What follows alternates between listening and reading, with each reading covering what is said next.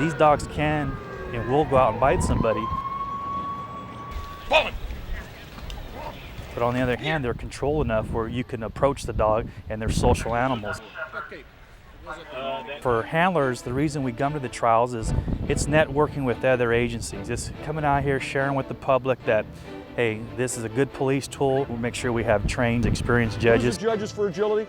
All right, balance the barrel. No point deduction for that. I don't want a dog getting hurt.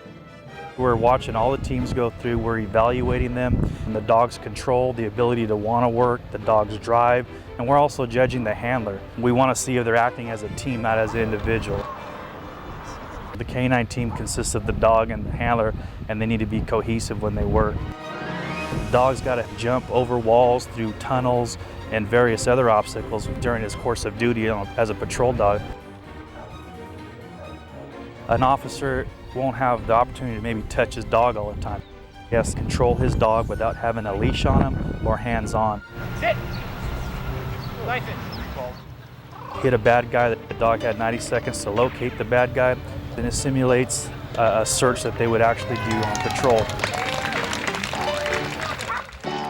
We're looking for the bark, the alert, and also we're judging the handler. Is he recognizing the dog's alert?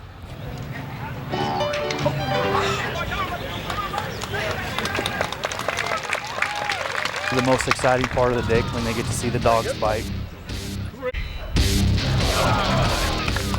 When they're going out to bite a suspect, not because they're vicious animals or anything like that, it's just a trained behavior that we strive for. We teach a dog to give a full mouth bite.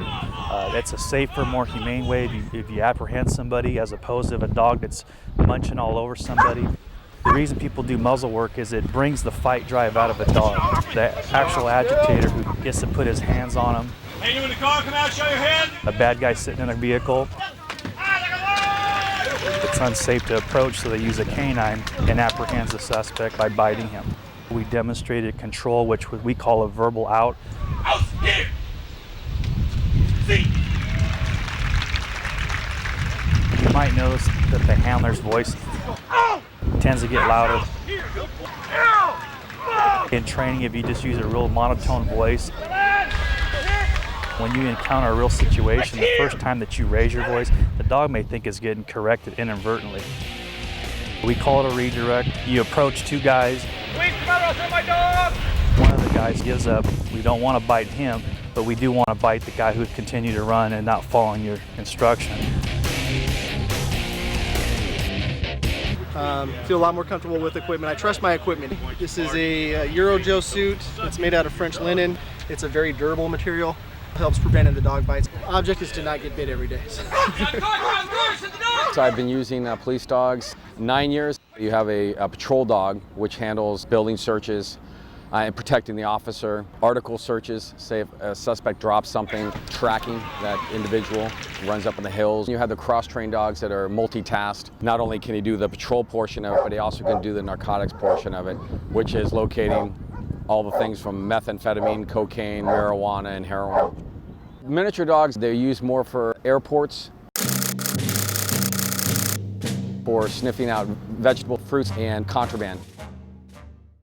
Police dogs will stay with their handlers, and that's all important because you're a team. My first dog was, I had him for 5 years, and he died of kidney failure, and it was one of the hardest things I ever went through. I was there when they put him down, and I'll never forget that. I cried for 3 days. I have no problems admitting that. It was one of the hardest things because he's with me, you know, all the time, and he was a real good dog.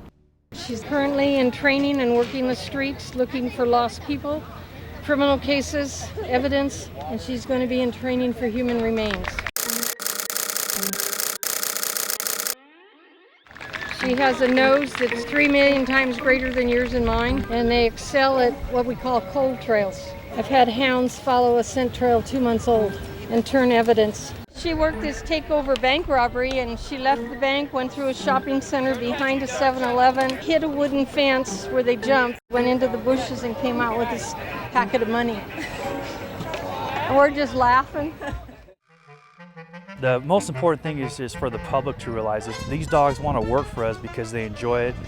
This is fun for them. When they see the the guys in the protective suits, they know it's just a kind of free-for-all. When you see a dog make a mistake out here, it's not that they can't do it. They know it's just their time to kind of play around. Keep them wanting to work. We praise them and let them know they did a good job.